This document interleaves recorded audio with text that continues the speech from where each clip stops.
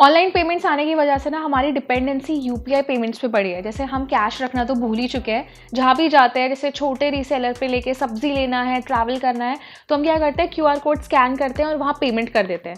लेकिन क्या कभी आपने सोचा है कि जिस क्यूआर कोड पे आप पेमेंट कर रहे हैं वो असली है या नकली है?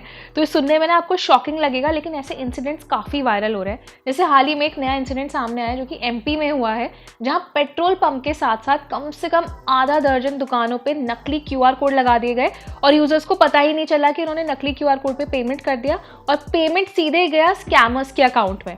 तो ये ना किसी के साथ और कहीं भी हो सकता है। जैसे आपने देखा होगा बहुत से शॉपकीपर्स होते हैं जो दुकान के बाहर या अपने ऑटो पे, अपने रिक्शास पे या पेट्रोल पंप पे क्यूआर कोड लगा के रखते हैं। तो स्कैमर्स ने क्या किया, इन क्यूआर कोड के ऊपर अपने नकली क्यूआर कोड लगा दिए। अब सबसे बड़ा सवाल यही आता है कि इसमें हम और आप जैसे लोग कैसे पहचान करेंगे? तो ये मेक श्योर करना बहुत ज़रूरी है कि जिस क्यूआर कोड पर आप स्कैन कर रहे हैं, जिस क्यूआर कोड पे आप पेमेंट कर रहे हैं, कि वो एक ऑथराइज्ड क्यूआर कोड होना चाहिए और जिस सेलर को आप पैसे दे रहे हैं क्या वो उसके अकाउंट में जा रहे हैं या नहीं जा रहे हैं। अब इस बीच ना मैं आपको ऐसे 2 टिप बता सकती हूँ जिसकी मदद से पहचान की जा सकती है। अब सबसे पहले कि आपकी ना अंडरस्टैंडिंग होनी चाहिए आपके सेलर के साथ। जैसे मान लीजिए एग्जांपल के तौर पे आप किसी भी दुकान पर जाते हैं, कोई सामान खरीद रहे हैं, आप क्यूआर कोड स्कैन करते हैं, तो आपको ना अपने जो ओनर है या जो सेलर है उससे कंफर्म करना होगा कि भाई हमने जो क्यूआर कोड स्कैन किया है उसके बाद वहाँ पे आपको एक नाम शो होगा या फिर जो दुकान का नाम है वो आपको शोकेस होगा।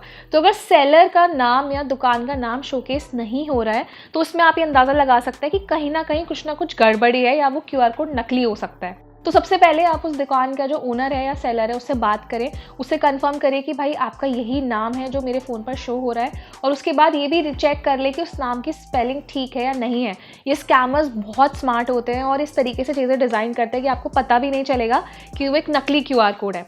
अब दूसरा हैक ये है कि जब भी आप कोई ऑनलाइन पेमेंट करते हैं तो इन सेलर्स और ओनर्स के पास एक साउंड बॉक्स होता है जिस पे एक नोटिफिकेशन आता है कि हमारे पास इतने पैसे रिसीव हुए हैं। तो आपको ये भी मेक श्योर करना है कि आप ओनर से पूछ ले कि भाई आपके पास साउंड रिसीव हो रहा है या नहीं हो रहा है। अगर आपने पेमेंट किया है और वो साउंड उनको रिसीव नहीं हुआ है तो उसमें भी हाई चांसेस है कि आपने किसी गलत नंबर पर पैसे भेज दिए। तो कि तीसरा है जो भी आपके लिए यूज़फुल हो सकता है कि अगर आप एक एंड्रॉयड फ़ोन का इस्तेमाल करें, इवन आईफोन का भी इस्तेमाल करें, तो उसमें एक फ़ीचर दिया जाता है गूगल लेंस फ़ीचर। ये फ़ीचर आप यूज़ कर सकते हैं गूगल क्रोम में जाके, जो सर्च बार होता है ना उसके राइट में आपको मिलता है गूगल लेंस। तो गूगल लेंस से आप उस क्यूआर कोड को स्कैन करके भी ये वेरीफाई कर सकते हैं कि भाई एक असली क्यूआर कोड है या नकली क्यूआर कोड है।